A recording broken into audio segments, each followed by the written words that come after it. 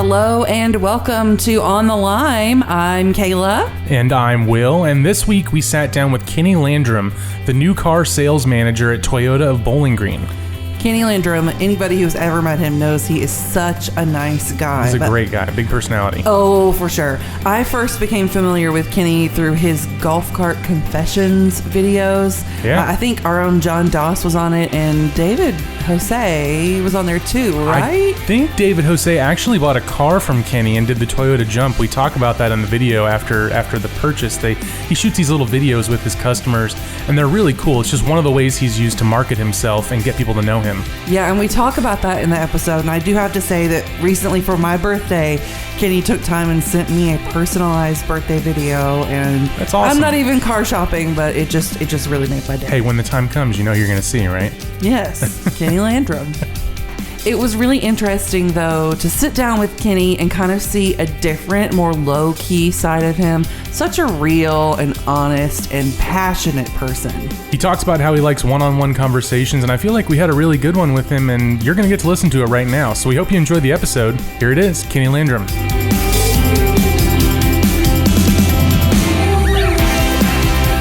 Well, if you want, you can throw those headphones on. Okay. If you don't like headphones, that's fine too. No. I like it.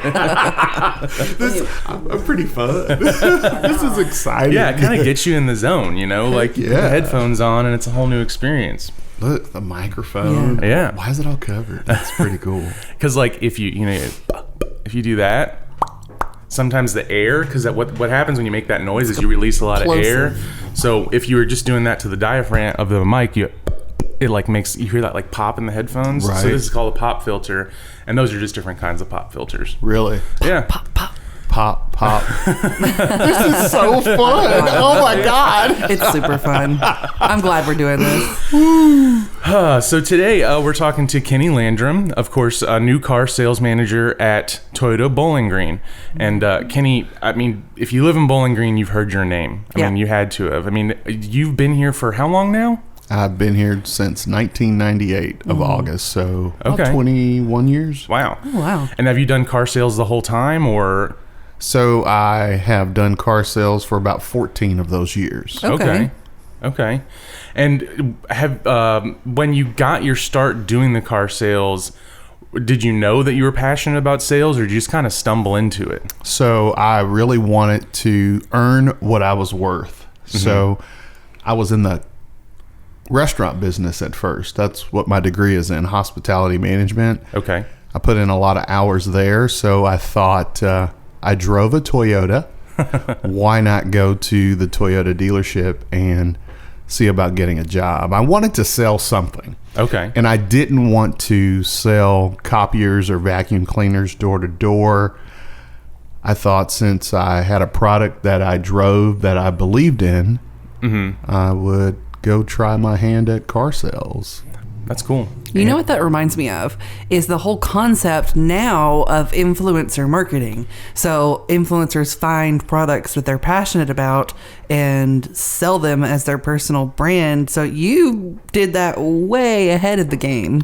Wasn't really thinking about it like Right. that. You know, it was my first automobile that I purchased, so I was really excited about it. Yeah. Cool. So now when you started selling cars, did you immediately know, I mean, hey, I'm gonna make these videos and testimonials, or I mean, because I know that's kind of how you grew your brand. Is I remember David, who works with us, I remember seeing specifically the video when you sold him a van and he did the Toyota jump at the end. We still laugh about that at every once a week or so.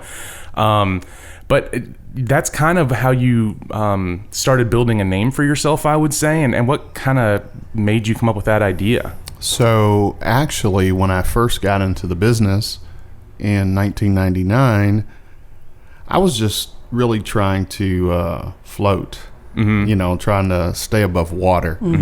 And I just did what my bosses told me to do. And that was go out, make friends. Yeah. Kiss babies. 71% of the people I was told buy from who they like, trust, and respect. So my job was to help my audience like, trust, and respect me. And that's how I started when I first started in the business. Now, I left Toyota Bowling Green for a short time and got into the insurance business. Okay. Did that for about 5 years and came back to Toyota Bowling Green in August of 2010. Okay. So, What made you come back? well, I actually failed at being an insurance agent. Oh. So, I didn't stay down. I got back up. Of course. Got yeah. back on the horse and took the things that I learned from being in the insurance business and brought them back to the car business and, well, began to try to find my why. Mm-hmm. And I still am searching for my why, even though I know a few things like, I'm here to serve the customer. I'm here to do what it takes to provide the best type of customer service possible, to help my customers navigate through the murky waters of buying a car. Yeah. Trying to build trust in me, trust in the dealership, trust in the product that we have. And that's the journey that I've been on. That's the journey that I'm still on today. I mean, and kind of speaking of, you say you're still looking for your why. I mean, we do this thing on the podcast where we kind of, since we only have a short period of time with you, and I mean, in your case, so many people in Bowling Green do know you, but we have these things called the 3 I statements. If you were to kind of give 3 I statements, or maybe there's more, that would define you or kind of let people know what really matters to you. Do you have those? I enjoy one-on-one conversations. I am a very private person, although it may not seem that way because of some of the things that go on that I try to do inside of the community. Yeah.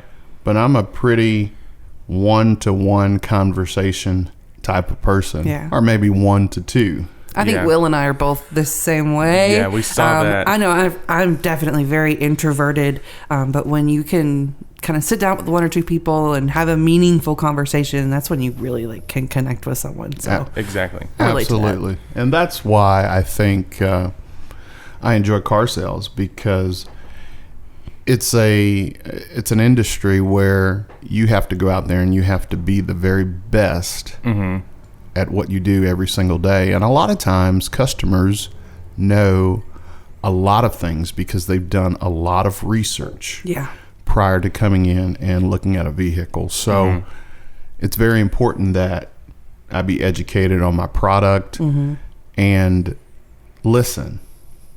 Listening to the customer is really important to talk to the hot buttons or the points that are important to them, not the points that are important to me. Right. Yeah. That makes sense. Yeah. So what would you say your second is on your list of I statements? I enjoy going to the movies. Yeah? Yes, I really do. And it kind of goes back to that I enjoy the one-on-one conversation. I am kind of an introvert because I enjoy the movies. I enjoy watching different things on Netflix or Prime Video, things of that nature. Do you follow the awards and stuff? I mean, I know we just had Oscar nominations come out, or do you just kind of watch movies just to watch movies? You don't get involved in all the other back end of it. So I just finished watching Jack Ryan on Prime Video. I've not seen that yet. I always think of him as Jim, but one day I'm going to have to cross that bridge. And really good. Okay. Really good. There's 8 episodes in season 1 and 8 episodes in season 2. Okay. And I really enjoy that kind of movies, that kind of action. I also enjoy lawyer type of movies, drama, things of that nature. I'm not really into the slapstick comedy, but I do enjoy mystery, crime, drama, action. Nice. Yes. So do you have a favorite movie? So, That's a tough question. Yeah, that is a tough question because I really don't have a favorite movie. I just enjoy a wide variety of those genre of movies that I kind of spoke about. Yeah. Right on. So do you have a third I statement? I enjoy my job. Yeah. I do. I really do enjoy my job. I don't even look at it as a job. I look at it as a place where I go to communicate with folks every day, to try and communicate how I can be of value to you, how I can be of help to you. And I feel like if I can help more people get what they want, then it will help me get what I want. So do you feel like that's a really important part of who you are as a person, is helping others and connecting with people and facilitating good conversations and connections? Absolutely. I think the business of helping folks, again, navigate the murky waters of buying a vehicle is about relationships. Yeah. And once people begin to, again, like, trust, and respect you, then, that's a great start. It's a great start to fostering and building a long-lasting relationship, because Absolutely. my job is to, Kayla, sell you a vehicle, but you have a husband, or you have children, you have friends, and same thing with you, Will. So I want to appeal to your entire center of influence. So I feel like if I take real good care of you, then hopefully throughout the years that, hey, go see my car guy. And that's cool. Kind of how I know of you is, Kinny Landrum, the car guy, like he's the one you want to buy a car from. So that's a big part of why we wanted to bring you on the Lime. And you're doing great things now. I mean, not just with your work at Toyota Bowling Green, but in the community as well. You serve on the board for Car Seat Safety Matters. I know you work with Connecting with Charity.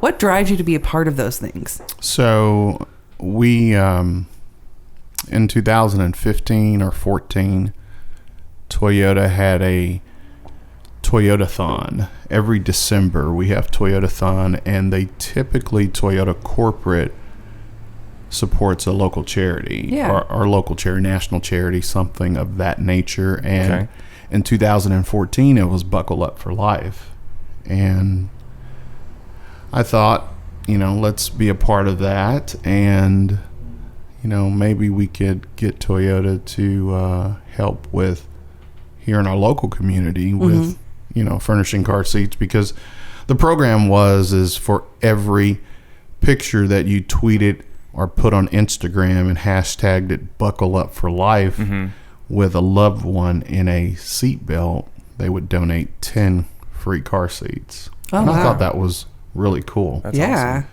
So once that campaign was over, in January of 2015 is when I started trying to find something here in the community where we did that. And after I searched long and hard, I found a young lady who was very passionate, is an instructor, child passenger safety technician, and we got together and we began to brainstorm about what we could do in our community to help educate families on the importance of child seat safety, but not just educate, also be able to provide a resource for families that had car seats that were expired, recalled, missing parts or pieces, and eliminating or eradicating used car seats on the market. Because you don't necessarily know the history of those used car seats, and if they've been in an accident, well, it's time to replace it. That's cool. And also you are involved in the Connecting for Charity as well, correct? That is correct. So a buddy of mine, Cody Stumbo, shout out to Cody Stumbo. There you go. We were playing Connect 4 live on my Facebook page at Toyota Bowling Green. And someone that was watching said, "Hey, you guys ought to do this for charity. I'm in for $100." That's cool. That just kind of naturally, organically started. Wow. That is exactly how it started. So I pondered that for a little while and thought about it, asked some questions about, what this person had envisioned for that. And I thought, let me go and talk to the other person that I know in this community that is heavily invested in marketing himself, marketing their business, has great commercials. So I called Trent. There you go. And Trent and I got together. I shared the idea with Trent. And that would be Trent Ramberger from Trent Ramberger from Trent Bedding. And he said, let's do it. So I think we talked on a Thursday. We had most of the players together within a couple days, and we had our first event. That's awesome. So fun too. Yes. Like I love board games and games in general, and the way that you can bond with people over gaming. So I love that, you brought Connect 4 together with, something that matters in a bigger, grander scheme of things. Absolutely.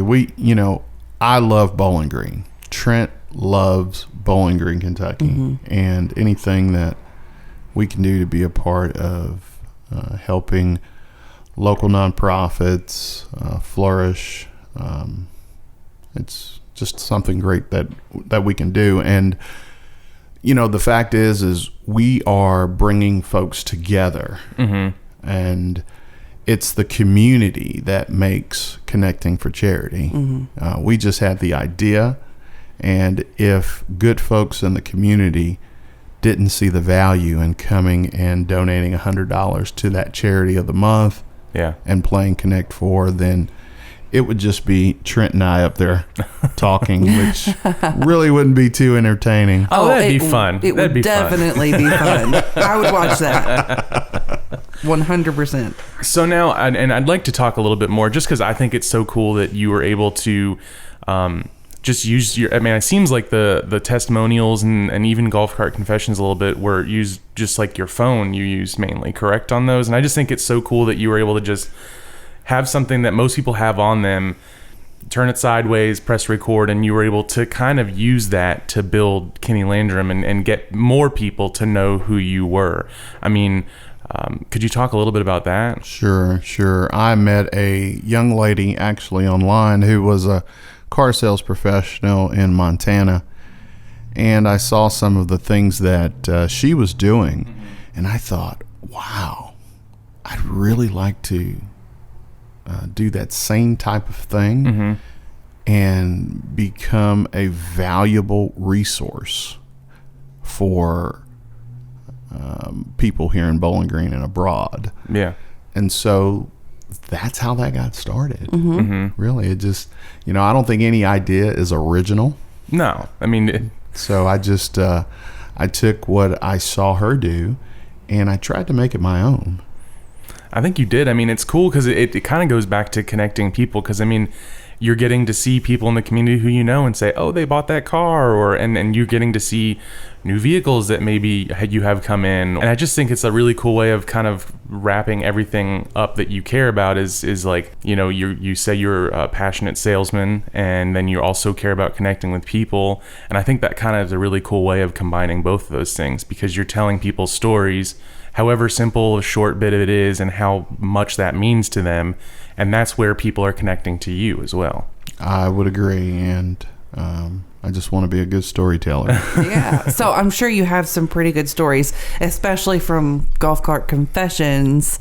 Did you ever get any crazy confessions or crazy moments when you were doing the show? Oh, man, let me tell you. I really loved when Shelly Lowe came on, and Shelly Lowe talked about her obsession with Diet Sunkissed. Diet Sunkissed? Yes. I haven't watched that one. You haven't? Oh my goodness. It was really awesome, and I really enjoyed having Shelly Lowe on the show. And then a coworker of mine, his name is Jerry Gray. Okay. He's the cheese man. If you haven't seen that episode of Golf Cart Confessions, oh my goodness, I really enjoyed that episode. That's awesome as well. And then you've got Jamie Johnson, who came on, and she's addicted to Nesquik. What a weird thing. Nesquik. So just keeping it at the desk and everything. I'm telling you, the way that I understand is in her home, she has big gallons of Nesquik. And so when she goes out of town, she has to take some of those as well, because that's a addiction. She has her travel Nesquik. Travel Nesquik. Shout out to Jamie Johnson. All right. Yes.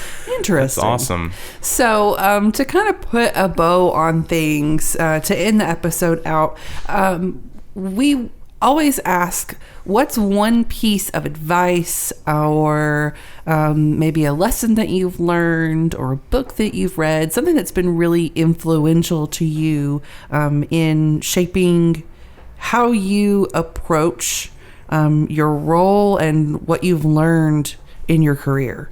I think that we should not give up so easy. Mm-hmm. So what you see today is a culmination of a lot of things that did not work. Yeah. So can I tell you about one? Of Please. course. Oh my goodness. I came up with the hashtag your car guy for life. Hashtag your car guy for life. All right. I had these postcards made up. Now, these postcards were heavy duty postcards. They were red and white, I think. And before work, what I would do is I would take these postcards and I would go to apartment complexes or Walmart or Target parking lot. And all they said was hashtag your car guy for life. And I would take those and I would put those in the driver's side window, and I made sure that they were heavy duty postcards, so it was easy to stick right there inside the door there. They worked, and let me tell you, got a call. The dealership got a call, and they said, hey, some guy is putting these postcards in the windows of the cars, and it rained, and the ink from the postcard got onto my car. Oh, no. Yes. Oh, no. However, the positive part of that is all it said was hashtag your car guy for life. So guess what they had to do? They had to go to the internet or something and put in the hashtag your car guy for life to find out who was putting this on my car. So oh goodness, there were a ton of things like that that I did to try and build my brand, and everything didn't work. So everything can't work. No. I think that's a huge lesson, like you were saying, that like you have to fail to succeed. Yeah. So, you know, after trying many different things, because I promise you that it didn't come overnight, it's helped me to weave my way into the community. And, you know, again, I just want to help folks navigate the murky waters of buying a car. Make it easy. Yeah. Yes. That's awesome. That sounds like your why. That Maybe might it be is. your why, yeah. I Might think that be might it. be it. Well, thank you. Absolutely. Thank you so much, Kenny. I appreciate you being here with us. I appreciate you guys having me on the show. It was awesome. Awesome. Cool. I didn't talk about my 30 for 30, but that's Yeah, I wanted to talk about that. How is that? How are you liking that? Getting up every morning? Yeah. So What is the 30 for 30? What is 30 for 30? Yeah. So 30 for 30 is, I had a friend call me, and the friend called me and said, hey, we are about to turn 50. What are you going to do for your 50th birthday? I'm going to the Bahamas. And I said, well, I don't really know what I'm going to do. I'm a pretty boring guy is what I said. And I was encouraged to do something for myself. So I decided to start walking every day for 30 days. And for the first 30 days, I probably averaged about 3.2 to 3.5 miles a day walking in the morning with the dog. She was getting her exercise. Yeah. And because I'm such a big guy, my knees were hurting, my feet were hurting. And I talked to my wife, and I said, hey, you know, I've been very diligent at walking every day for 30 days. What do you think if I joined a gym? And she said, do you think that you'll go to the gym every day? And Yeah. I said, yes. And I said, yes, because I've proven that I can do something for 30 days. So that's when we got the gym membership at Total Fitness Connection, because I was going to start walking in the pool because it's easier on the joints, easier on my feet. And so I started walking in the pool. And I went every morning at 5 o'clock when they opened, because I was self-conscious about my body. Yeah. You know, hopefully there I've wouldn't been be there. a whole lot of people there. Been there myself. So started going at 5 in the morning and met a great couple people and got to know them, and we talk and walk. And I was also encouraged to do the elliptical. And I was really scared of the elliptical. Yeah. Scared. So I kept walking in the pool for as long as I could, and then I thought, I need something else. I need to add something else. So I added the elliptical, and the first time on the elliptical I did 10 minutes, and it about killed me. Yeah. Yes. I've done the elliptical for like a brief period of time. Like every now, I walked on the treadmill for a while, and I was like, you know what, I should switch over to the elliptical. The thing about the elliptical at my size is like your weight brings you down faster, so you have no real control over your speed, because once you get up, you're just kind of going as fast as you can. And yeah, 10 minutes, I don't think I could have done that. That would have wrecked me for sure. I was out of breath. So the next day I said, I'll come back and I'll do 11 minutes. And the next day I said, I'll come back and do 12 minutes. And then 13 minutes. And I went from 13 minutes to 20 minutes. Nice. And so every day, a minimum of 2 miles a day on the elliptical. I'll either do between 30 and 60 minutes a day on the elliptical. And, I have a lot of weight to lose. So in the first 90 days, I lost 35.1 pounds. That's awesome. Wow. And as of today, I'm in day 106 of hashtag 30 and 30. And that is what 30 and 30 is. 30 walks in 30 days. But 30 and 30 is all about you and your goals. So whatever you set as your goal is your 30 and 30. So had the good fortune of being able to go on midday a couple days ago or a week ago or what have you, and talk a little bit about it. So That's awesome. No, That's really I love cool. that. I want to think about what my 30 and 30 would be. Yeah. I feel like I would love to get to the point where I could walk on elliptical that long. And I think I never thought about walking in the pool, but that's probably a good thing too. yeah, and so starting off with something that is very manageable. Okay, I felt like I could commit to walking 30 days. I felt like that was challenging yet attainable. Yeah. Okay, Yeah. so I think that's important. Yeah. Find something that's challenging and attainable. And then that's your 30 and 30. Cool. And then you fulfill that and you reward yourself, and then you start all over. That was my thought process. Right. I'll start all over again with 30 and 30. And that's what I did. The second 30 and 30, it wasn't 31 days. Right. It was day one, because it was short intervals that were challenging that gave me a sense of accomplishment. Because if I accomplished another 30 days, gosh, I felt good about myself. Yeah. Yeah. I'm training my brain. Getting that reward in. Yes. And so I think at the third 30 and 30, I did, again, 30, walk 30 and 30. And then when I got to 91 days, I started doing the cumulative. So 91, 92, 93, that's why we're at 106 now. Yeah. Because, I think I've outsmarted my brain. Yeah.